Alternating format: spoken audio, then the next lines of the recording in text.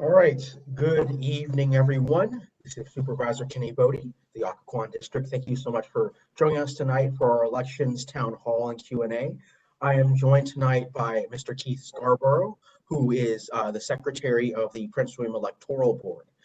As I reiterated it in one of my videos earlier today, I know that regardless of how folks are going to be voting this year or how they felt coming out of last night, all of us need to exercise our sacred franchise to vote. And obviously here in Prince William County, we're doing everything we can to make sure that our elections are safe and secure.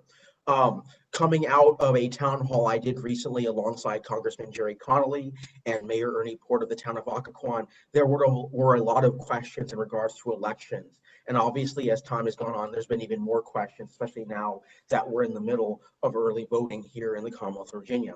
So I thought it'd be great to bring someone who's an expert, a guru in all things elections here, in Mr. Scarborough, who actually happens to also be an Occoquan district constituent. So, he hits where we need to go on all fronts too. This is going to be a conversation. We're going to have some opening remarks by myself and Mr. Scarborough. Then, we're going to dive into your questions because obviously at the end of the day, this is a Q&A and we want to hear from you.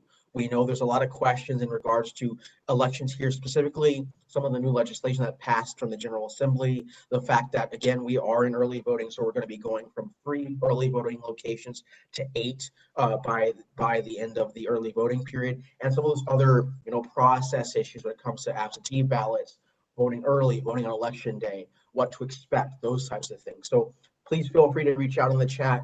My staff will be looking at the chat throughout the night to get your questions, and we'll be answering them for you. So without further ado, I will hand it off to Mrs. Scarborough. Well, thanks very much, and I want to give a shout out to Supervisor Boddye for hosting this town hall event. This truly is a remarkable election. And I think most of us would say it's the most important election in our lifetime for a variety of reasons. And I'm very happy that the Prince William County Board of Supervisors have given us the resources that we need to make sure that we will be able to conduct a fair and open and transparent election here in Prince William County. As Supervisor Boddye mentioned, we have begun early voting. We have 3 locations that are open now. The Woodbridge DMV, the main office of elections in Manassas, and the Gainesville Haymarket Library. Those 3 locations opened on September 18th. And we have already had an incredible turnout. I don't have today's numbers, but as of this morning, before we opened at 8:30, we had 17,549 people have already voted in person at one of the 3 vote centers. We have also had just under 4,998 people have dropped off their ballot at one of the drop boxes that are available at the vote centers. And we have already received just over 4,100 mail-in ballots from people that have gotten an absentee ballot, filled it back, and put it in the mail to be delivered back to us. So as of this morning, we had already had more than 26,000 Prince William County residents have voted, and their votes are in the bank. So clearly, there's a lot of interest in the elections, a lot of interest already in early voting, and there are a number of changes that have been made by the General Assembly. In my view, very positive changes. So I look forward to be able to answer questions people have. Specifics about any of the 3 ways that we can vote. So, Kenny, anything else that you want to say before we go into the Q&A?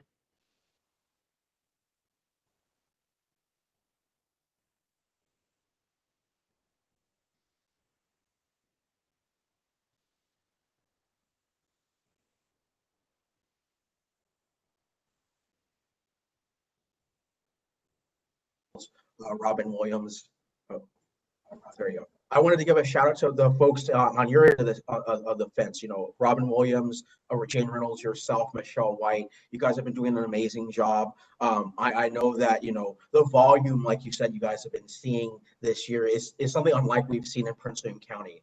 We have been building up our electorate over the past 4 or 5 years, especially on the heels of the last presidential election cycle in 2016. But it's a testament to your all commitment to the cause of making sure that our elections are as open as possible. To just touch upon a little bit of what you mentioned earlier in terms of our involvement on the Prince William Board of Supervisors, we did commit quite a few funds near the beginning of the year to make sure that you guys had the outreach efforts you needed.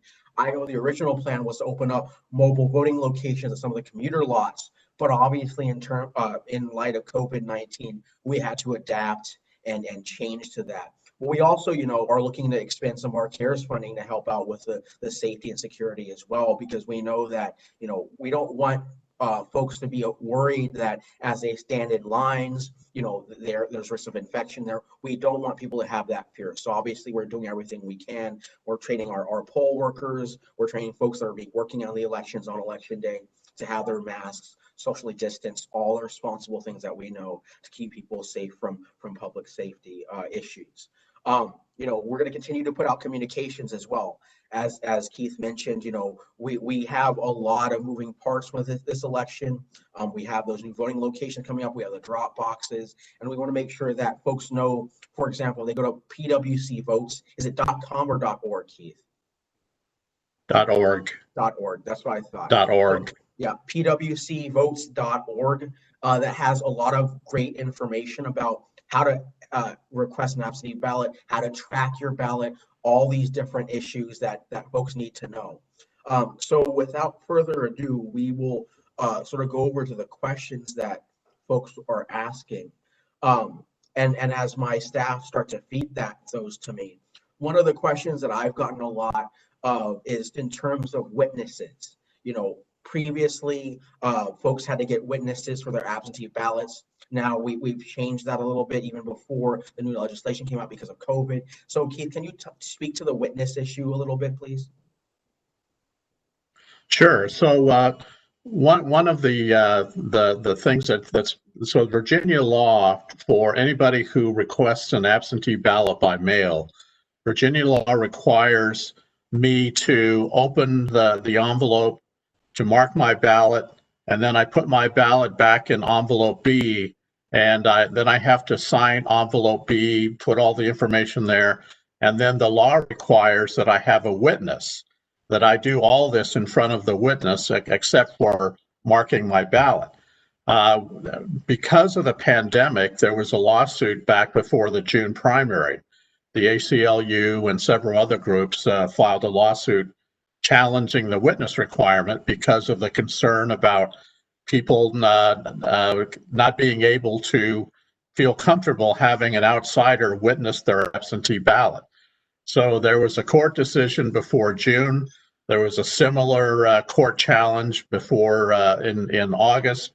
So for this election, even though the law requires someone to have a witness when they send their absentee ballot back, the witness requirement is waived for this November election due to the court case plus some budget language that the General Assembly passed in August. So there's still going to be confusion from some voters because the form that we send out, the instructions on how to fill out your absentee ballot, at the top it says Virginia requires a witness. But then the next paragraph says, however, because of the pandemic, you don't have to have a witness. Well, there are some people that stop reading at the very first line. Also, the return envelope, the envelope that the voter puts their ballot in, is an envelope that we had printed several election cycles ago. And so when you get your absentee ballot in the mail, there's still going to be a line there for the witness to sign. And so, we are doing everything we can to get the word out to make sure that voters understand that there's nothing wrong with having a witness, but it's not legally required for this election. And so anyone who's not comfortable having someone witness their envelope before they send it back, it's not required for this election. Sure. So the bottom line is, obviously in the past, folks needed a witness to sign off on their absentee ballots. But now, in light of court cases and some of the new regulations, folks simply don't need it anymore. They can get one, but it's not legally required. Therefore, basically, if they don't have a witness, they don't have to worry about their ballot being a provisional one or being thrown out or anything like that. Is that right? Exactly. Yeah. There's no witness requirement for anybody who's voting absentee by mail for this election. Sure. That's great. I appreciate you shedding some light on that. Another question that we've gotten here is about the drop boxes. So could you sort of go through the life cycle of someone who requests a ballot from the moment they request it, then they take it to the drop box, then what happens from there, and sort of how folks from the Office of Elections safeguards those ballots, and what happens when they're counted, whether that's when they're received on election day, what happens? Sure. So let me just, if we start from the beginning, so if you go to pwcvotes.org, at the very top of the website, there are two links that you can click on if you want to vote by mail. If you want to vote by mail and you want to apply online with the State Department of Elections, there's a link there, takes you directly to what's called the Citizen Portal.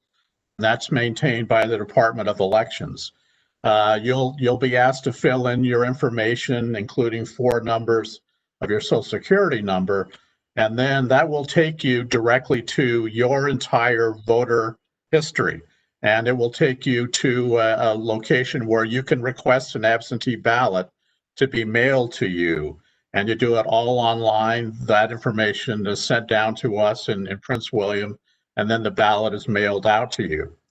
Now, an alternative, if someone doesn't want to request it online, they can go to our website. There's another link for click here to print out an application for an absentee ballot. You print it out, fill it out, and sign it, and then you can return it to our office by fax, by email, by snail mail. So there are all those different ways to request a mail-in ballot to be sent to you. Now, there was a large volume of mail. So the September 18th was when we did our first mailing of absentee ballots out to voters who had requested them. We sent out more than 60,000 mail-in absentee ballots. We had a number of people that had applied back in July or August, and they were wondering, well, why didn't I get my ballot before this? Well, partly because of the pandemic, the filing deadlines were moved back for people to qualify to be on the ballot. And you might remember there was sort of an on and off again issue of whether Kanye West was going to be on our presidential ballot in Virginia. And so it was after Labor Day before we knew what the final ballot style would be. So even if someone had applied in July, we couldn't send them a ballot until early September. So and now when someone sends in an application, whether they do it online or but with a hard copy, we do everything we can to make sure that the ballot is sent back out to the voter within 2 or 3 days. And so we try and do a quick turnaround for someone that wants a ballot sent to them.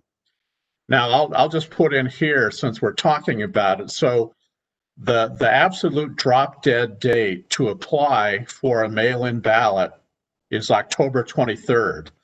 But I would strongly urge no one to wait until October 23rd to request your absentee ballot. That's really cutting it close in terms of our ability to get it out to you.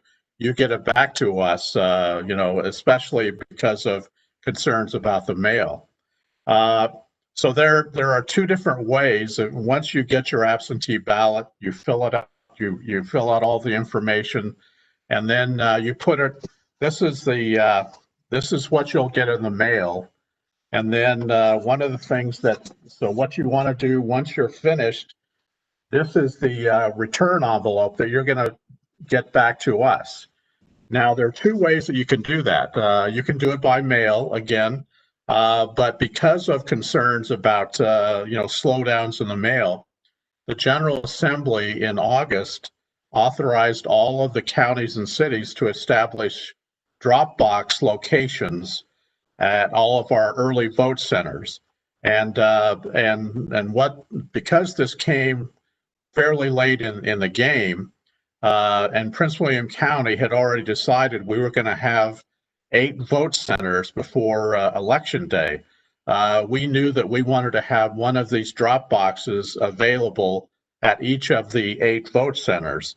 And so this is a change just for this November election. If this is going to be something that's permanent going into in the future, the General Assembly will have to do that again next year. But so we bought 8 fairly large wooden boxes that function as drop boxes. There's a little slot in the front where the voter drops their ballot off. So as I mentioned, we have 3 vote centers open now, and there's a drop box located at each of those vote centers. And then later in October, we'll open 5 additional centers, and there'll be a drop box located at those. Now, basically, right now we have the drop boxes are located outside under a tent, and we are doing a substantial amount of curbside voting this year, where someone drives up in their car and they have medical conditions or concern about standing in line. And the drop box is located under that tent next to the officers that are doing curbside voting. So it's monitored all throughout the day. We have election officers, both Democrats and Republicans, and all the voter needs to do is either pull up in their car or walk up to this tent and drop their ballot into the drop box. When they do that, we give them a receipt, and we stamp the date and the name of the location where they deposited their ballot. And then it also describes for them how to use Ballot Scout to track their ballot. Now, all of the Dropbox locations are emptied at the end of the day. All those ballots are delivered to our office in Manassas, and those ballots that are returned at a Dropbox will be processed just along with all the ballots that we received back in the mail. And so the drop boxes are available during the hours of early voting at all those vote centers. And they're very easy to use. And given the numbers we've already seen, almost 5,000 have taken advantage of this. So it's definitely a great opportunity for someone who has concerns about their ballot not being returned in the mail. Absolutely. I appreciate that, because obviously the drop boxes are a new thing for us, and we know a lot of other localities, a lot of other states have been doing the drop boxes. So, folks just want to make sure that they're doing the right thing when it comes to the drop boxes. And I guess my last question of that is, if someone does go to the drop box and, their ballot's cast properly and appropriately, everything like that, when does their vote get counted? Does it get counted at the end of that day when folks collect? Does it get counted on election day? Can you touch upon that a little bit? Sure. So, and nobody who votes in absentee by mail, their ballots are not counted in the legal sense until election day. So all the ballots that we get back in the mail and the ballots that are delivered in the drop boxes are we call it pre-processing, is where we have teams of election officials, both Democrats and Republicans, and this is a meeting that's open to observers. Both parties are entitled to have observers there to watch it. And basically, what happens is we take the envelope and scan it in, and there's a tracking number, So this essentially, when we scan this in, this says Keith Scarborough requested a ballot. This is the ballot he's returned to us. And so that's the same as if I'm checking in at a precinct on election day. And then the next step is, so this is what we'll get back, the barcode, we check it in. And then the other important part is what's called envelope B. And this is the envelope where the voter actually puts their ballot back in. And so assuming that is checked in, and then the next step is the election officers look at envelope B, and they make sure that I filled in all the information, my complete last, first name, address, the date, and most importantly, that I've signed the envelope B before I put it back in the mail. Now, again, there's a line for the witness signature. We don't need that this year. But assuming that all the information is here, filled out correctly, the voter has signed the envelope, then those election officers slit the envelope open, and they scan that ballot on the same kind of equipment that we use in all the precincts on election day. So we go down through all the envelopes that come back. We'll start pre-processing probably next week, and this will be going on all throughout October, all the way through election day. And so we'll continue to pre-process the ballots that come back. Now, another thing that's new this year is the responsibility of the elections office to give voters the opportunity to cure a defect. So the most common reason why in the past an absentee ballot wasn't opened and scanned and counted was that they forgot to sign the envelope before they sent it back to us.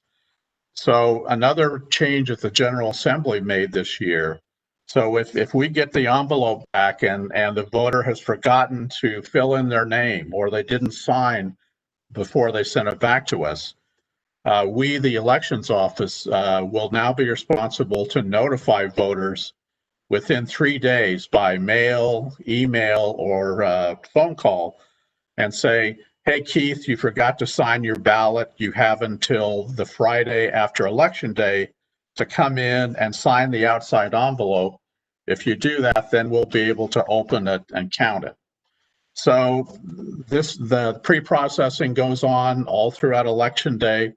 And then at 7 o'clock on election day, we push the button to say, okay, now we're going to tabulate all those thousands of mail-in ballots that we received in the drop box and by mail, and we'll announce the results on election night. These are the results, how many votes everybody got in absentee ballots through election night.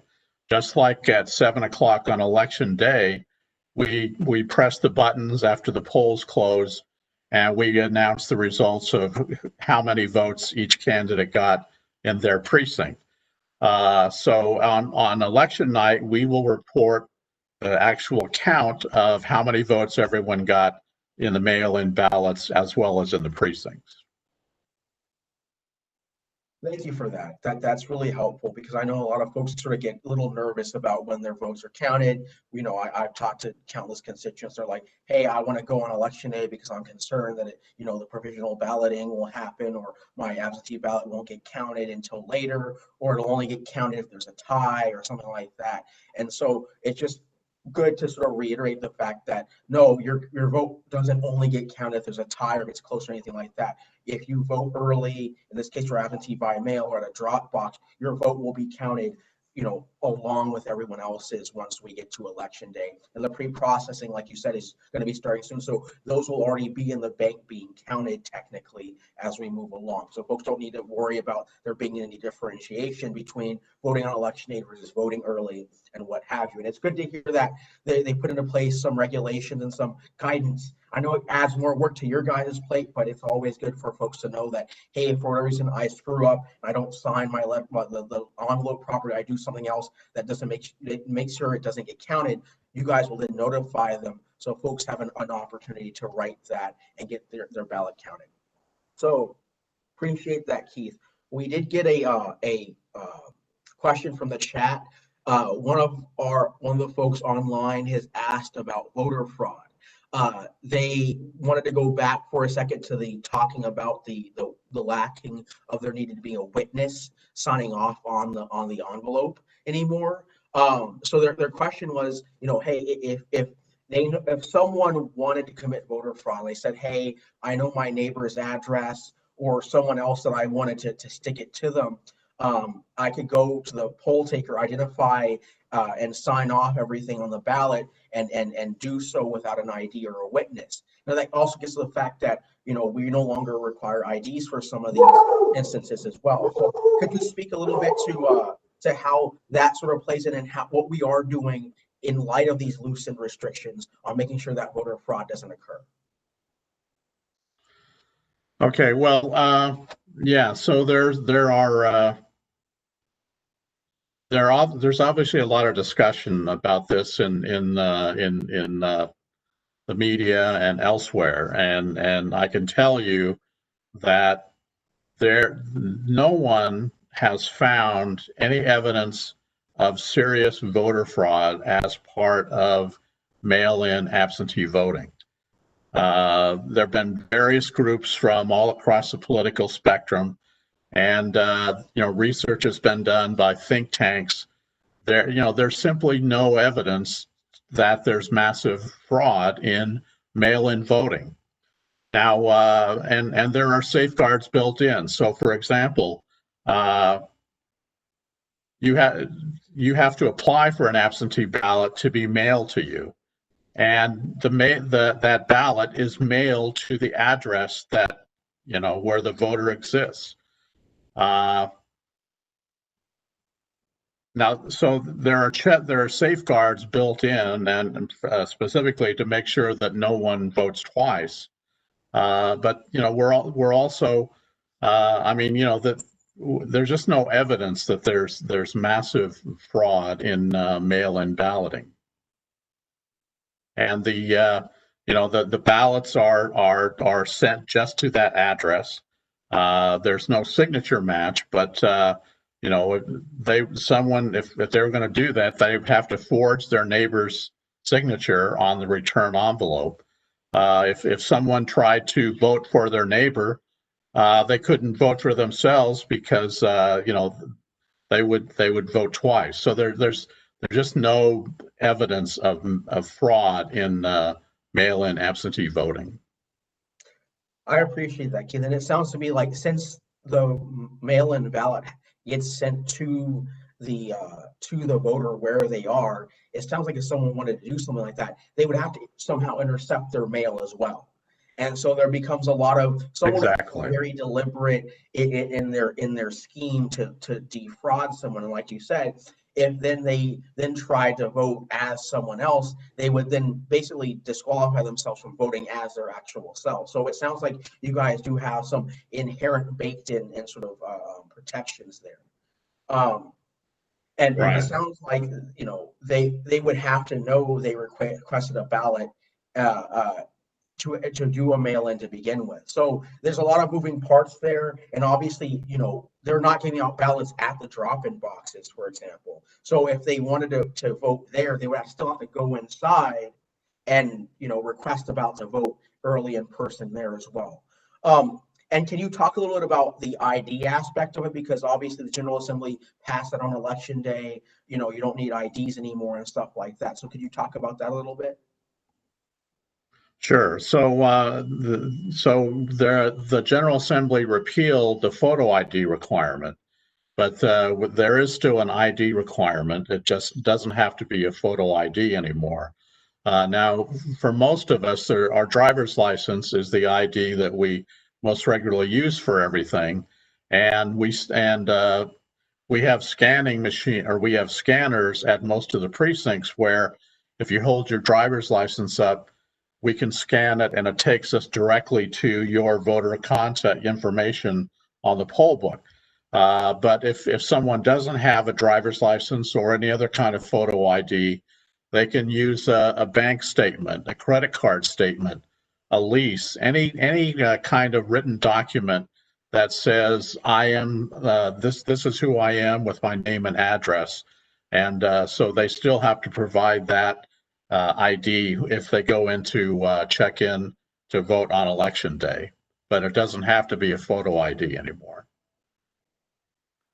That's good to know. Thank you for clarifying that, because obviously folks are still sort of concerned that folks will be identifying as other folks and trying to do voter fraud. But if they have to present something that identifies themselves, so it has to be sort of name, does it have to include their address as well? Is that right? Yes. Okay. So name, address, they still have to have something, right, whether it's, like you said, some sort of ID or bank statement or their utility bill or something that identifies themselves as residing as the same address as what's on the poll book in terms of their voting address. Exactly. Gotcha. So that's still good. That's a step in the right direction, because obviously we know that not everyone has easy access to getting an actual photo ID, whether it's a driver's license or a school ID or something that has their face on it. But they do have other records that will allow them to get something that identifies themselves as who they say they are, residing at what they are or where they are. Let's see. We also have something. So let's just take that another step forward then. If someone did send in a mail-in ballot fraudulently for somebody else, the voter would go in person, so they never got the mail-in ballot. They would tell them that they already, and the folks at the polling location would tell them they already voted by mail. What happens in that situation? Has that happened before? And if so, what happens at that point? Well, I don't recall it happening. I mean, there are times when a much more common thing is if you have a junior and senior that are both registered at the same address. Junior walks in at 8 o'clock and votes, and our election officer mistakenly gives him, clicks on senior rather than junior, and then the other one comes in later in the day and it shows no, you've already voted. If someone walked into the precinct and the poll book showed that no, you've already requested or you've already gotten an absentee ballot by mail, then unfortunately we would have to give that voter a provisional ballot, because we want to make sure that no one votes more than once. And so the voter who came in that says, no, I never requested that absentee ballot would be given a provisional ballot. And then after the election is over, we do research on all of the provisional ballots that are given out during election day. And during this research, we would be able to go back and find the actual application that was submitted that generated that mail-in ballot. And so, we would do whatever we could do to investigate if this voter truly had not requested it, what happened with that ballot. If we were able to track it back and determine who it was that had fraudulently requested the mail-in ballot, then we'd refer it to the Commonwealth's Attorney Office for them to to investigate and prosecute. But I guess the other point is there, as long as we have a system designed by human beings, there is the potential for someone to do something nefarious. For someone to be able to commit voter fraud in such a massive scale or such a serious scale that it would be able to have actual impact on the results of an election is slim to none. I mean, you'd have to have an incredibly sophisticated syndicate of people engaged in requesting mail-in ballots and tracking them down and stealing mail from their neighbors' mailboxes, and ultimately the number of ballots that they could fraudulently obtain and cast is not likely to have any impact on the election, except maybe in an election for town council in a small town. So there's not enough there's not a real potential or an ability to have a serious impact on the results of an election, especially a county election, statewide, or presidential election like we're having this year. Sure. Appreciate that, Keith. Yeah, it sounds to me like obviously we should be concerned about it because no one should have their voice being taken from them by someone else fraudulently. But if the concern is, like we hear, is that people might be using this to sway elections one way or another, it doesn't sound to me like there's a real threat there, and someone will have to go through a lot of painstaking detail with a lot of collaborators, conspirators to really sway something one way or another. Right. Now, so that most of even the president, when he's talking about his view of the fraud in mail-in ballots, even though he votes by mail himself, he's talking primarily about those states that automatically send a ballot out to every registered voter, and there are several states that do that. In Virginia, you have to actually apply before we send you the ballot. But even in those states that automatically send ballots out, there's never been a case of serious fraud with abuse in mail-in absentee ballots. Sure, I appreciate that. So to shift gears a little bit, another question we had prior was in regards to something I think you'll appreciate is what volunteer work can be done to help either in voting or to get out the truth to voters. So what opportunities, Keith, do the average citizen have to get involved in the process? And whether that's sign up to be a poll worker, volunteer on election day, what's out there to help out? So the good news for us this cycle is that we are in very good shape in terms of actual election officers, the people that work inside the precinct.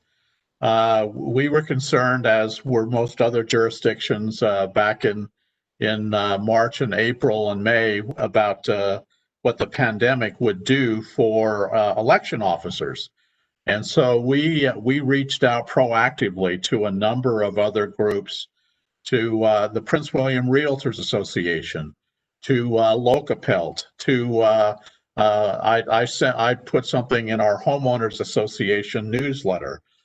So we've had a substantial number of new people that have applied to be election officers, and also a substantial number of younger people.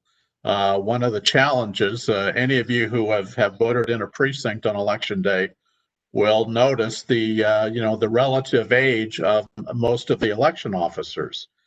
Well, so we've been very fortunate that we've had new people and younger people step up to volunteer to be election officers.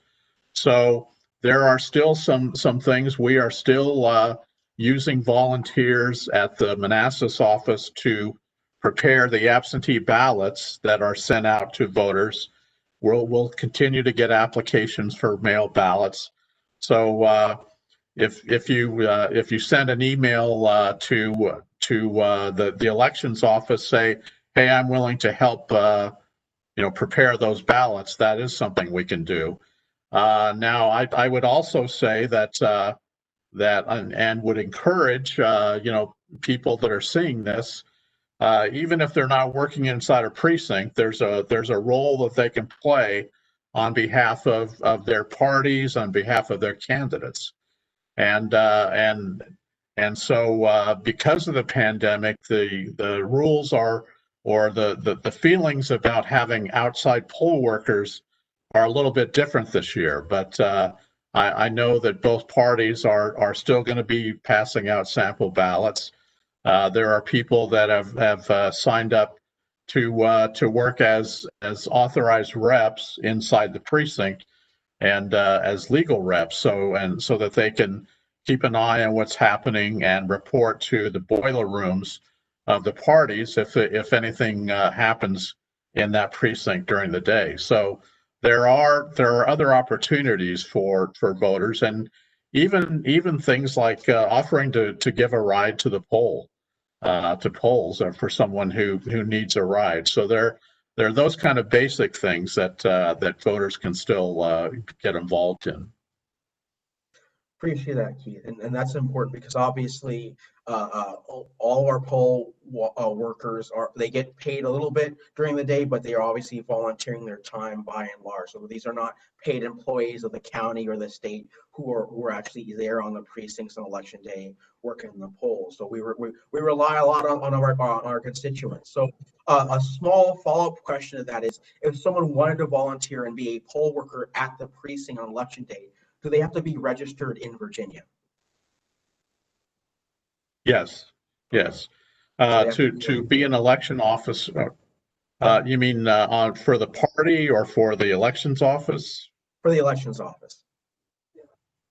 Yes. Any election officer that works for us has to be a Virginia or a registered Virginia voter, and we require them to go through training. We do a training before every election, and this one is particularly necessary because of all the changes that have been made for this November. But they have to be a Virginia registered voter. Sure. And obviously, if they're not working with the office of elections, but they're working on behalf of their party or an outside group who wants to do voter protection and stuff like that, that's separate. That's not you guys. If they have any sort of record requirements on their end, whether it's a party or a nonprofit or something like that, that's separate from you. They don't necessarily have to be registered voters, but that's up to those outside groups. Is that correct? Exactly. So that's sort of another sort of something that happens and that is available every election. So in addition to the officers that work there for us, each political party and the candidate is entitled to have, they're called authorized representatives. They're entitled to have someone on behalf of their campaign inside the precinct during the day while voting is going on, to be the eyes and ears for their candidate, to make sure that the check-in process is working well, that the scan machines are working, whatever, that there are no issues with voting happening in that precinct.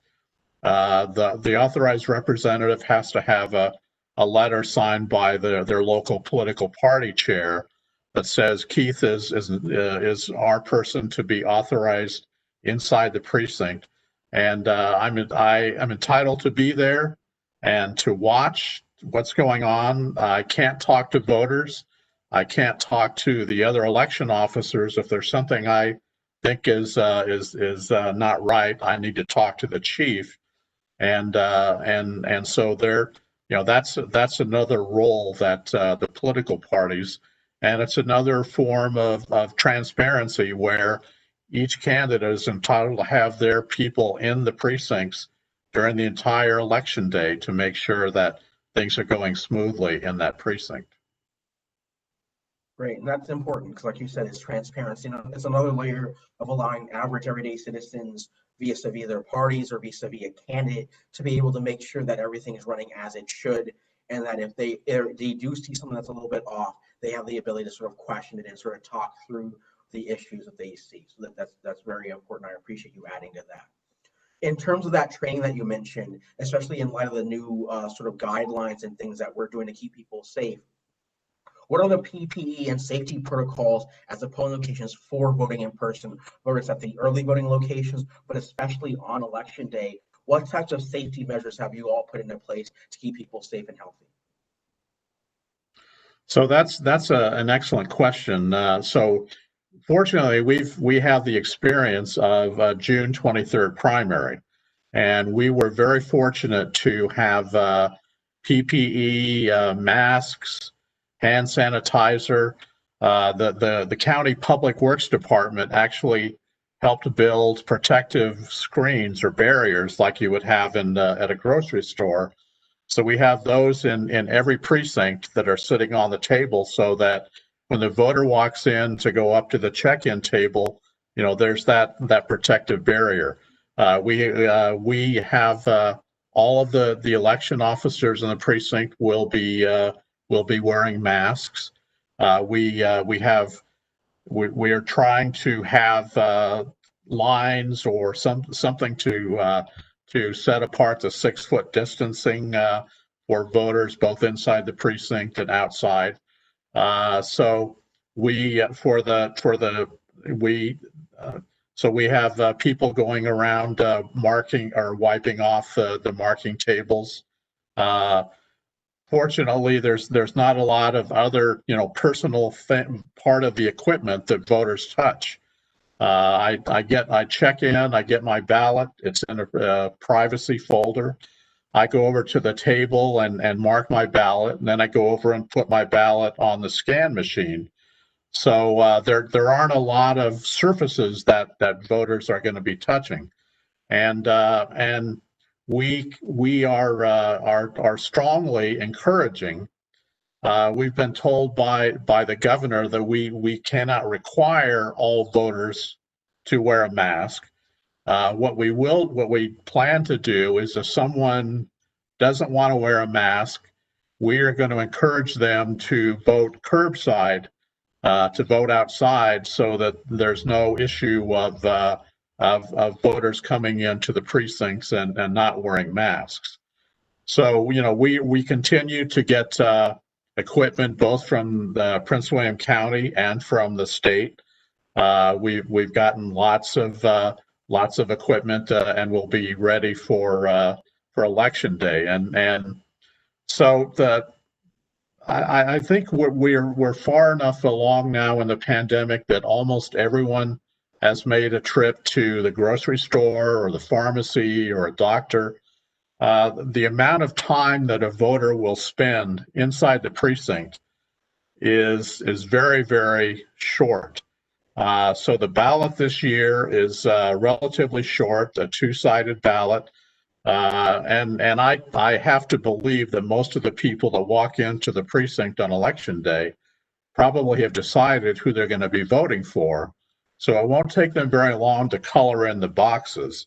So no voter should really expect to be in the precinct for longer than maybe 3 or 4 minutes, unless there's a long line at the scan machine. So I guess the bottom line is we're doing everything we can to make sure that it's a safe environment, not only for the voters, but also for our election officers who are going to be there throughout the entire day.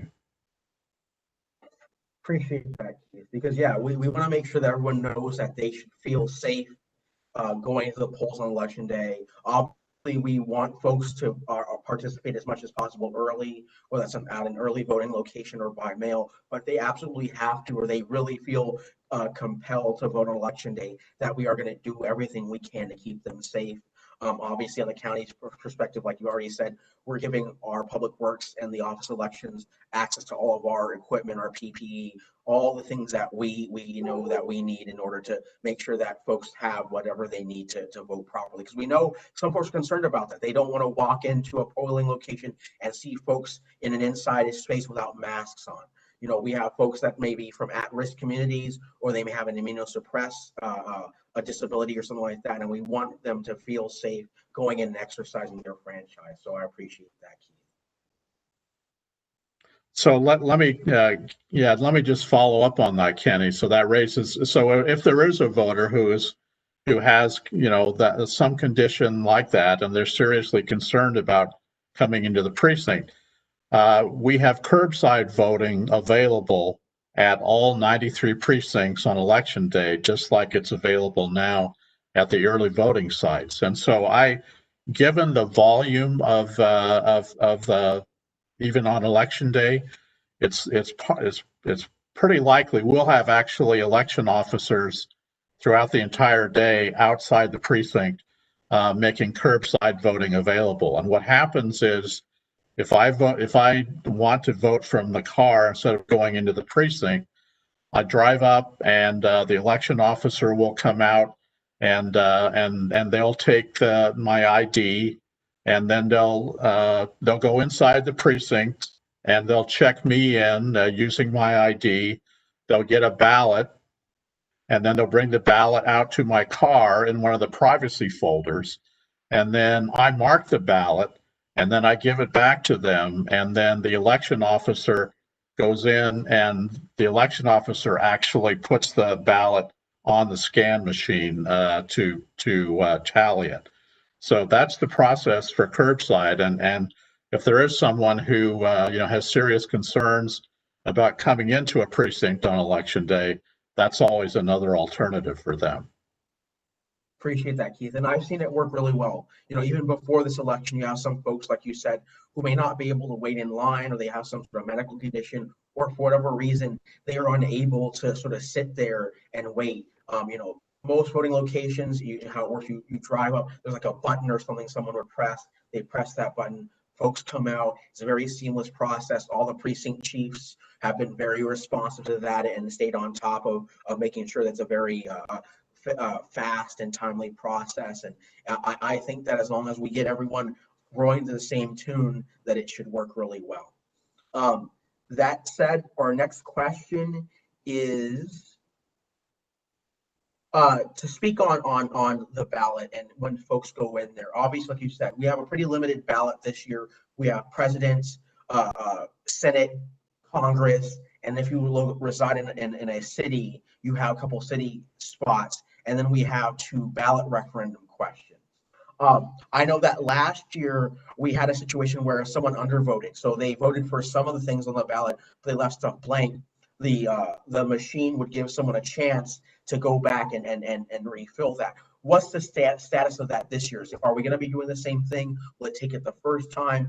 How's the process going to work in terms of undervoting or overvoting if there's a ballot that someone spoils? So so for this election, we will the scan machines will be programmed to kick a ballot out if there's an overvote. So if I vote for 2 people running for the U.S. Senate, it'll kick it back out and say, you have an overvote, and then the voter has the option of getting a new ballot. We'll spoil that ballot and give them a new ballot. They fill it out, and then they cast the other ballot. Or the voter also has the option of just pressing the button saying, cast this as is. And so what happens if they cast their ballot with an overvote, all the other races are counted. And so whatever they voted for president for the other things will be counted. But for that race where they overvoted, it won't count for their ballot. Now, it will not kick out for undervotes. And so unlike past elections, so if someone decides, well, I don't know enough about these constitutional amendments, so I'm just not going to vote for those. Their ballot, if they mark everything else and they leave those amendments blank, their ballot will be scanned and it'll be counted, and so they won't be notified of an undervote. So it's important for the voters to make sure that they've marked both sides, and that if they truly are just don't want to make a choice in one race for whatever reason, they have that option, but they won't be notified if they do an undervote.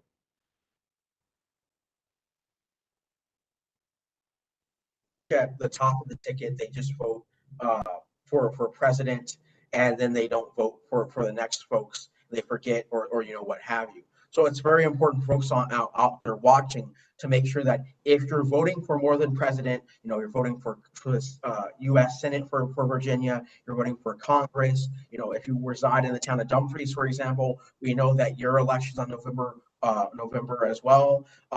November 3rd as well. We know that if you are looking to vote on those constitutional amendments, please be sure to keep going. There's no sort of a ticket vote as we see in other states where if you just mark one box, it votes for all the Democrats or all the Republicans or votes one way or another. You have to go through each question and vote for one person each one and vote for one yes or no for each constitutional amendment. Speaking of the constitutional amendments, Keith, obviously when I've seen them, they've been very long and very wordy on the actual ballot. And, we as political nerds, we go in knowing exactly what we're going to do, but we know that some voters may not be as informed on things like the constitutional amendment. So is there a place they can go ahead of time to look up the constitutional amendment and even some of the lower ticket candidates to see what those are about before they go in an election? So yeah, the constitutional amendments, one has become fairly controversial, and that is the amendment regards to drawing political boundaries, whether to establish a commission to draw those boundaries. The second amendment, their second proposal is really not controversial at all. Basically, it would establish, it would give counties and cities the ability to provide a car tax exemption for a disabled veteran. And I think we already do that in Prince William, but it's not uniform across Virginia. So that one is not terribly controversial. The first one, though, I would recommend, voters, because if voting on election day is the first time you've been exposed to this, the description that you see on the ballot is not going to tell you a lot. It's very bare bones language about what the amendment would do. So if you go to the State Department of Elections website, which is vote.elections.virginia, there is it's actually a brochure that the state board has prepared that has a much longer description of what exactly the amendment would do, how it would work. And then there are also, both the pro and the con side of that constitutional amendment, unsurprisingly, have websites and campaign operations that are built. So let me see if I can find. I had the websites.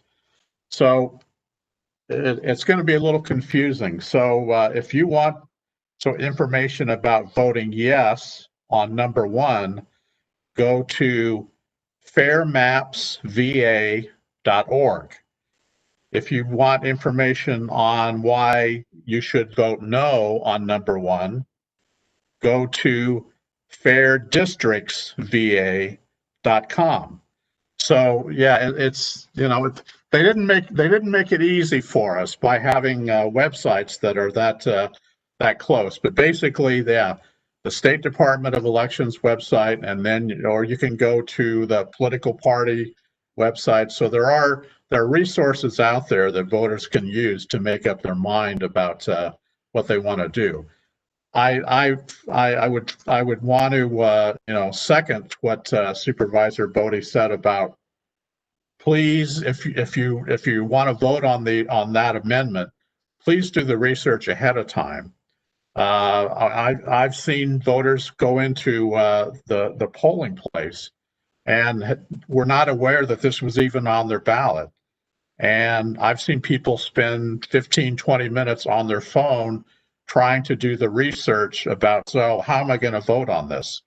So, I would encourage people, to do the research ahead of time and not wait until election day and be surprised by those constitutional amendments.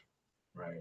No, yeah, exactly. I appreciate that. And like you said, the second ballot question, as you said, is car tax credits for disabled veterans and their families and things like that. Not a controversial thing. Like you said, we already do it here in Prince William. We want to make it uniform over the state. But that first one, as you said, has become quite tense, quite controversial. Obviously, not to dig into it too much, but every 10 years, as everyone knows, we do the census, which is a plug right now. Please, if you have not filled out the census yet out there, everyone watching, please do so. Tell your family and friends to fill out the census. But after the census is done, the government takes all that data and then they recalculate how many folks live in every locality, every jurisdiction, every state. And then it's up to folks to redraw the political boundaries, whether it's your congressional district, your supervisor district, all the districts that folks vote in sort of their elections. Well, right now in the Virginia General Assembly, there is work on perhaps setting up a bipartisan commission of folks to help draw the maps paired up with some citizens. And there's some pros and cons there, as Keith said. But there's folks that are for it, there's folks who are against it, and it gets very granular, very fast, and very technical, very fast. So if you haven't really looked at it before, please do the homework ahead of time. Don't try to go in there and just wing it on your phone. Not only are you going to be taking more time from folks behind you not being able to vote, but also we want people to make informed choices. This whole town hall is about folks being informed before they go to the polls so they can make the right choices for themselves, for their families, and so they can be as efficient as a voter as possible, as well armed a voter as possible. So please look up all those constitutional amendments and everyone that's going to be running on your ticket. Keith, is there a place for folks to go through the state website or from somewhere else to see what's going to be on their ballot before they go on election day? Yeah, you can do that either at the citizen portal at the State Department website, or we also have links on our website, pwcgov.org, and there's a link that says sample ballots, and then depending on whichever congressional district you live in, so Prince William is split between the 1st, the 10th, and the 11th congressional district. So we have ballot styles different in each precinct depending on which congressional district you live in. Now, if you're not aware of who your congressperson is, if you go to the state website, plug in your information, it'll automatically provide you, here's where your polling place is, the address, here's specifically what's on your ballot on election day. It'll also show you your entire voter history. So it'll show the beginning when you registered in Virginia, this is how many times that I have voted. It doesn't show how I voted, obviously, but it says Keith has voted every election since 1980, and he voted in a primary, he voted absentee, he voted in person. So all that information is available. And again, on our website, you can, if you know which CD you're in, you can click on the sample ballot and print it out and bring it in with you if you're interested. That's helpful. Appreciate it. Because again, we want folks to know the full breadth of what they're going to be voting for before they go into the polls. We have about 25 minutes left, so we're going to roll through a couple more questions before we wrap up. On the topic of tracking the vote. So you talked about Vote Scout. Can you run through that a little bit and sort of explain Vote Scout and what kind of information it gives you? And for folks that may be voting from out of state or even out of the country, because we have a large veteran population who obviously wants to still participate. Does Vote Scout still track their ballots, or is there a different track for them? Can you dig into some of those differences in terms of voting, especially for folks who obviously their voting location here is here in Prince William, but they may be voting from somewhere else? Right. So Ballot Scout is essentially a tool that was developed by the Postal Service, that individual cities and counties, a number of us have decided to use that. So because of that, Ballot Scout will only be applicable or useful to a voter if they applied and received their absentee ballot in the mail. Now, if you have an overseas voter, for example, there are certain classes of people that actually are entitled to vote by email. So if a voter votes in some other method other than having their mail ballot sent to them through the U.S. mail, Ballot Scout wouldn't track that. However, if they applied for an absentee ballot using the citizen portal, and we delivered it by email, by courier, by whatever method the law authorizes us to do that. If using the citizen portal tracking system, a voter, even using an email ballot, would be able to track, where their ballot is on the process. Now, I have to warn you that this is not like UPS or Amazon, or this is not as sophisticated as people are used to now. But basically, what it does, it provides voters to know.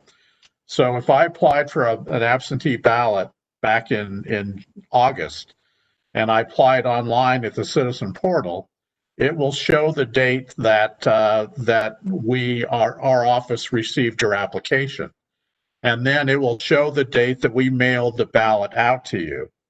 And then if you returned your ballot to us by mail or using the Dropbox, we will, once that mail-in ballot is returned to us and we start doing the whole pre-processing period, then when we check your ballot in, then that will show up, that date will show up on the Citizen Portal.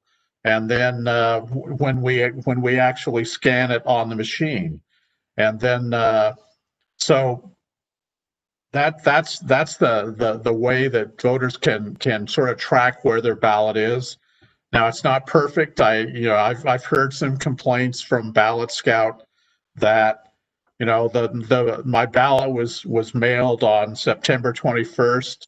I've already filled it out and mailed it back in, and I haven't gotten voter credit for it yet. So they're not perfect. If a voter has any question at all about the entire voting process, whether it's tracking your absentee ballot, where I vote, what's on the ballot, I really encourage them. We have a call center set up at the Ridgewood Center. Actually, we have election officers and election office staff that are there to answer questions on the phone from voters about anything from A to Z. So if you've applied for an absentee ballot and you can't find it on either of the tracking system, or you've applied and haven't gotten your ballot, the number for our call center is 703-792-6470. And so we have people that are there answering questions throughout the day on where's my ballot, when is it going to be counted, all those basic questions.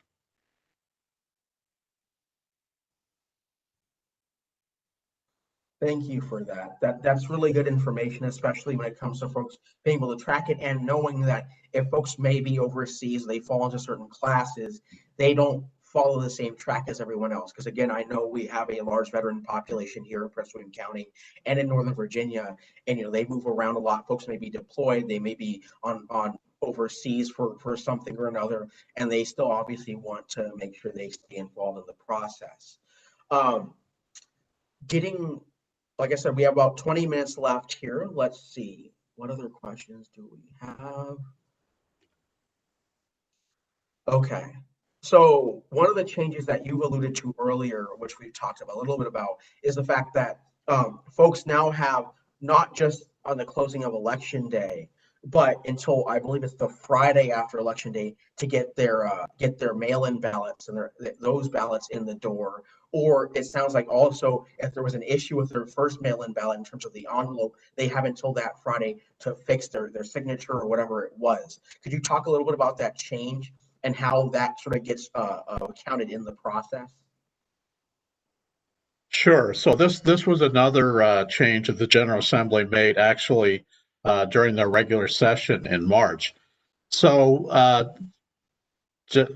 Virginia has, because of changes that were made by the General Assembly, Virginia has gone from towards the bottom of the states in terms of access to voters, or access for voters to polls, to near the top. And one of the big changes was 45-day no excuse early voting.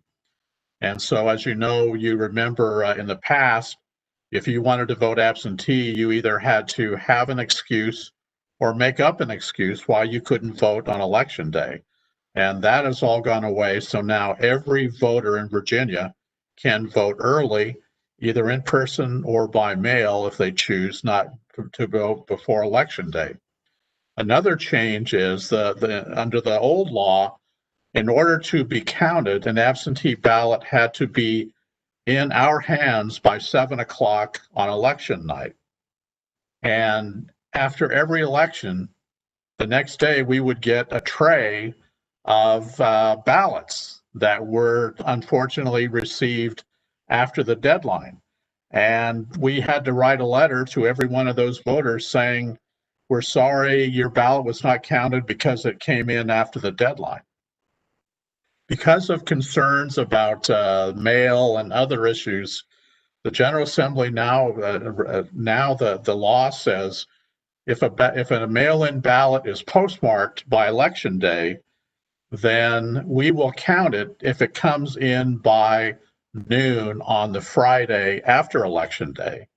So, and this is there are a number of other states around the country that basically have a similar law because of concerns about mail. And so there are some states where it's even a week after the election. So, but in Virginia now, for this election, moving forward, as long as the ballot is postmarked by election day and we receive it by noon on Friday, it will be opened and counted, assuming that there are no problems with the missing signature.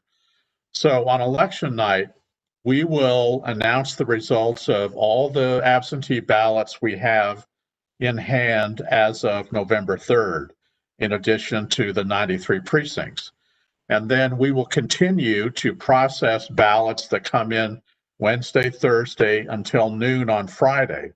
And then when all of those ballots have been processed and counted, we'll announce a second results for those new absentee ballots. So one thing that is becoming clear all around the country, really, that the chances are very likely that we are not facing just election day. We will be facing election week and potentially even a longer period, depending on how races go in individual states before we know the final results. But at least for Virginia, as long as it's postmarked by election day, we'll continue to count it, even if it comes in 2 or 3 days later. Sure, appreciate that. And that's, in some cases, people might feel like it's a nail biter because it obviously takes longer to have those solid results. But at the same time, like you said, there's some folks that, for whatever reason, they tried to get it in the mail when they were supposed to, and for whatever reason, it just got lost in the shuffle. We had that happen a couple of election cycles ago with people who, they put in their ballot by mail, and for whatever reason, it just didn't make it postmarked before election day, postmarked, a few days even before election day, but didn't make it to you all until after election day. And unfortunately, those folks didn't have their votes count, and that's a hard pill to swallow for a lot of folks. That being said, how does that also impact the timelines in terms of certifying the election results once they're all determined? So it will push the final certification back a couple of days. So typically, after election day, the electoral board gets together and we have a team of election officials, usually chiefs, that come in and we go through the results and the tapes and the documents that we get back from all 93 precincts. And we go through and make sure the numbers that are called in or that are sent in on election night are the same numbers that are on the actual tapes from the voting machines. And that process is called ascertainment. And for a presidential election, it may be 2 or 3 days just to finish that progress or that process. Then we also go through and do research and make decisions about provisional ballots. And provisional ballots it's a situation where a voter comes into a precinct and for whatever reason, we don't find that person on the polls in that precinct. Now, if they're registered somewhere else, then we'll say, okay, no, you should be voting at Neabsco Elementary instead of here. And, we'll make sure that we give them the correct polling place for where they're registered. But there may be other circumstances where people, just have missed the registration deadline, or they've moved and they're not on the poll books. And so someone then is given a provisional ballot, and then the electoral board does the research, and we determine whether to count that provisional ballot. And we do all that. We go through all the ballots, and for our presidential election, we may have several hundred provisional ballots.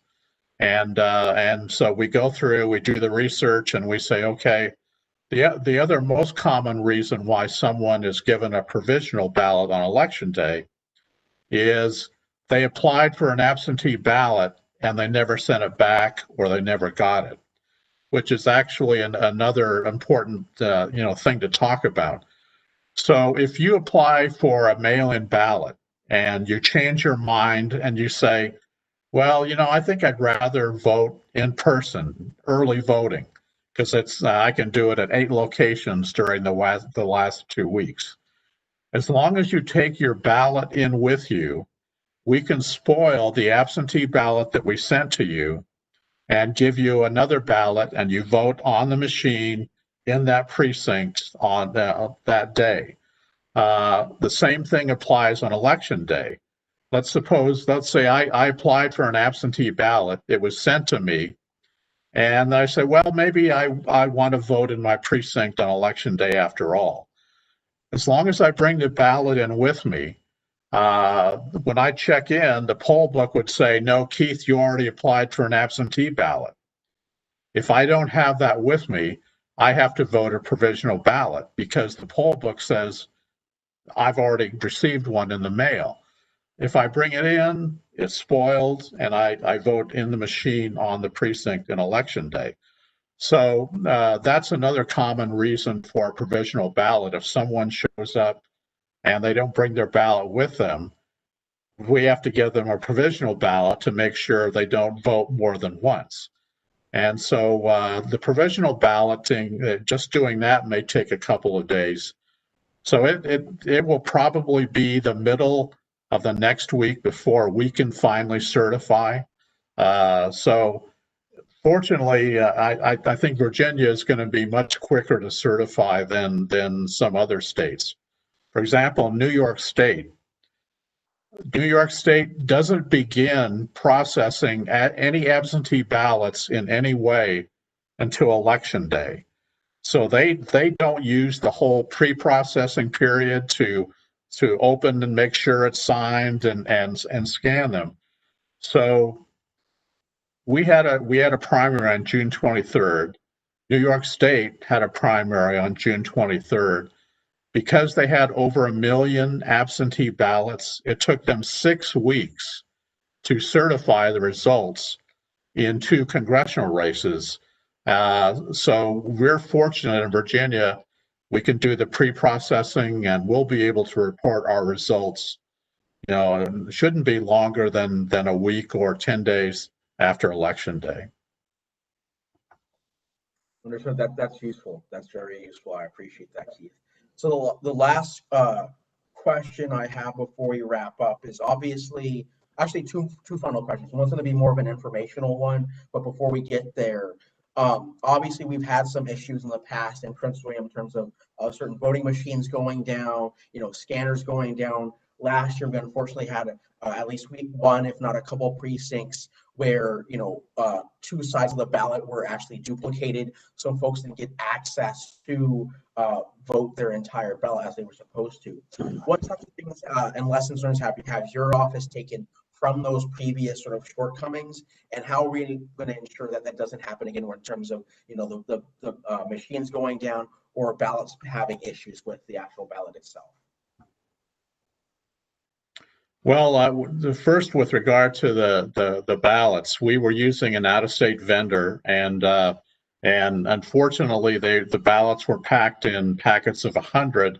They had a cardboard thing on behind them. So unless we had opened each of the individual packets to look at both sides, we wouldn't have been able to discover that.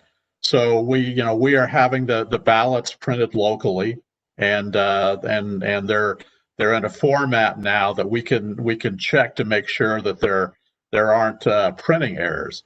Now, we can't guarantee that we are not going to have problems with either the electronic poll book or a scan machine in every precinct during election day. I wish we could, but machines have issues, and so what we have a group of experienced election officers who have spare machines and have been taught how to make repairs if there is an issue in a scan machine. We will have 2 scan machines in every precinct, except maybe for Quantico, which is a very small precinct. So if one of the machines goes down, we continue to use the other machine. We'll have machine technicians that are immediately sent out to the precinct. So the chief lets us know immediately if there's a technology issue, and if we can't walk them through on the phone how to fix it, then we'll send one of the technicians out to make sure that they can get the issue addressed as quickly as possible. Sure, I appreciate that, because obviously there were some folks who had obviously legitimate concerns about that. Either they had it happen to themselves or a family member where they were waiting in a line. The electronic scanner went down, or one of the poll books went down, so folks are waiting in long lines, or they got a ballot that's double-sided. They didn't really have time to come back after the folks realized the error, and so folks got sort of inadvertently disenfranchised in one way or another. The very last question I have is, obviously you alluded to dates earlier, but can you run through very quickly the important dates that we have left in the selection cycle? Last day to register to vote, the additional polling locations opening that you spoke about it before, the deadline to request an absentee ballot be mailed to you, and the last day to vote early. And then if folks want these reminders on what these dates are, is there a place they can sign up to get those by text? How do folks stay up to date in terms of those really important dates? Sure. So the calendar. So the first important date coming up is October 13th, and October 13th is the deadline to register to vote in order to vote in November. Now, if you have moved or changed your name since the last time you voted, you should update your voter registration to make sure. If you are registering for the very first time, October 13th is the deadline to do that, and you can register online at the State Department of Elections, the Citizen Portal, or you can fill out one of the voter registration forms and turn it in to our office in Manassas or the DMV. If you register on that final day, October 13th, it will take several days for your registration to be processed. So if I register on October 13th, I'm not going to be able to vote that day, or probably for 2 or 3 days after that. So there's a period for the application to be processed and for me to be added to the rolls. But October 13th is the drop dead date to register to vote. The next important date is October 23rd. October 23rd is the drop dead deadline to request an absentee ballot to be sent to you. But again, as I said before, we hope that no one will wait that long. That's the final deadline, and we'll turn it around as quickly as we can. If you wait that late to request an absentee ballot, I would strongly urge you to use one of the drop boxes to send it back to us, so there's no concern about your ballot not being back in time. So those are the two deadlines coming up. So October 18th, I believe, is the Monday. So the last 2 weeks in October before Election Day, we will expand from 3 to 8 vote centers around Prince William County. Again, this is an example of the commitment that the Board of Supervisors had to making sure that all of Prince William County had access to vote centers, especially in an important election like this. So for those last 2 weeks, we'll have 8 locations. It's exactly the same process as Election Day. You walk in, show your ID, get the ballot, scan it, and you're good to go. So the final day of in-person absentee voting is Halloween, October 31st, the Saturday. And during those last 2 Saturdays before the Election Day, all of our vote centers will be open the full day from 8:30 to 5. So that's the last day that you can show up to vote early at one of the vote centers. Now, I should also, yeah, so in terms of access, if you go to pwcvotes.org, you can sign up for text alerts.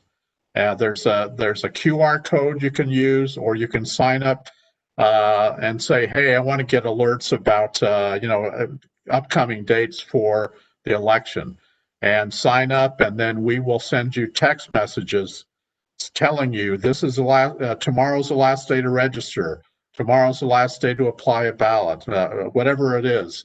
So that's a way to keep in track of what the various deadlines are that are important for everyone.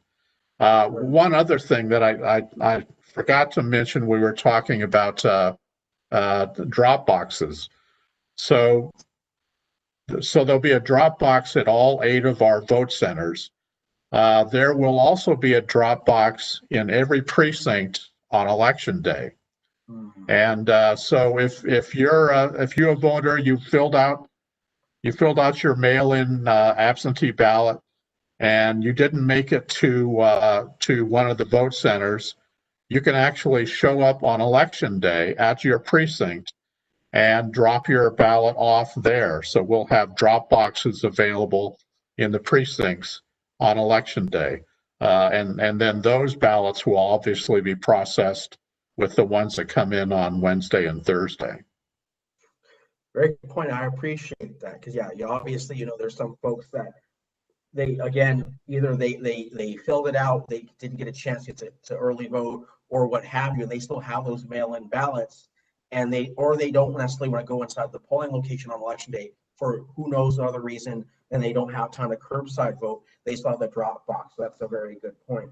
Couple things. One, as he said, October 31st is the last day to vote early in person at one of the locations. You go to pwcvotes.org, there's actually a list of all those locations once they're up and running. But it's October 31st, so if you want to do, ghouls of the polls, dress in costume, go and vote by all means. And last thing, if you text PWC votes to 94253, that's how you can sign up for text reminders. Again, that's PWC votes to the number 94253, and this is on the pwcvotes.org website. That's it for us, folks. It's 8 o'clock. Keith, did you have any final remarks as we wrap up?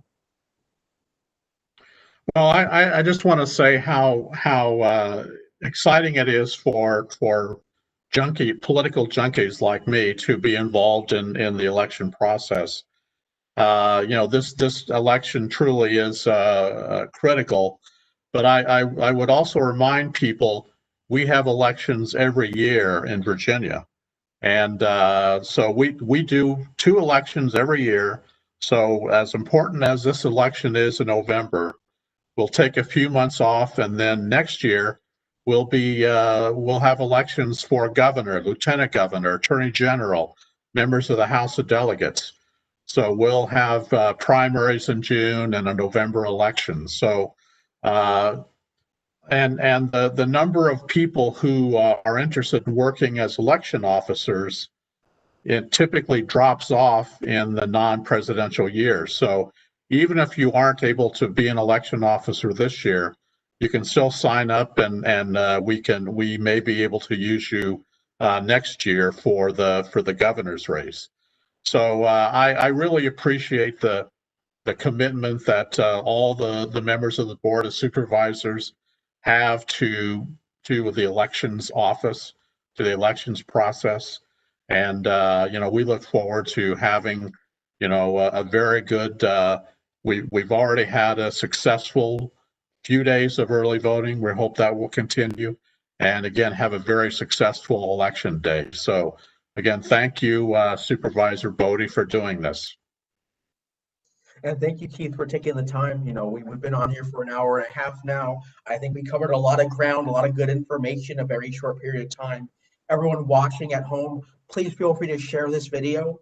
It's going to be on YouTube shortly after we finish up here. This is, like I said, a lot of good information that's specific to Prince William County. A lot of folks have family, friends that live in other localities, other states, and there's a lot of information that isn't necessarily true for here that's true in other places. So instead of listening to your Uncle Louie who lives in Alaska, or your Aunt Peggy who lives in the Cayman Islands somewhere, tune into this. Go to pwcvotes.org. Come to your Prince William specific resources, because we know how it's going to work here. The last thing we want is someone getting information secondhand from someone else somewhere else, and they don't do the right job and their vote's not counted, or they run into issues. So please reach out. The Office of Elections is obviously here. My office is here to answer any questions you have. We have a very close working relationship with our electoral board to make sure that as we get through this election season, which again is going to be a huge one, that you continue to be able to work together to make sure everyone is able to vote in a fair, safe, and responsible way. Last plug I'll give is, as Mr. Scarborough said, this is Virginia. We have elections every single year. Yes, this presidential election is probably going to be one of the most impactful ones in a generation, but we have elections next year for governor, lieutenant governor, attorney general, general assembly. We have the year after that's midterms, and then 2023, which doesn't seem like close to now, we have the Prince William County Board of Supervisors, school board, all these other races. In very many ways, we actually impact your lives a lot more than folks in Congress really ever will. We, for example, are the ones that are the biggest funders for elections locally, not Congress, not even the state. So if you are into these issues, whether it's elections, education, criminal justice reform, all of these issues that are near and dear to your heart, it's your local elected officials who are the ones that are driving those on the ground decisions every single day. So please don't go to sleep after November 3rd of this year, regardless if the person that you voted for won or lost. Folks like myself and Mr. Scarborough are working every day to make sure that folks are able to vote in a fair and responsible way. So that's it for us. We're going to say goodbye for now, but please feel free to reach out to us. Like I said, the electoral board, if you have any questions. Please stay safe.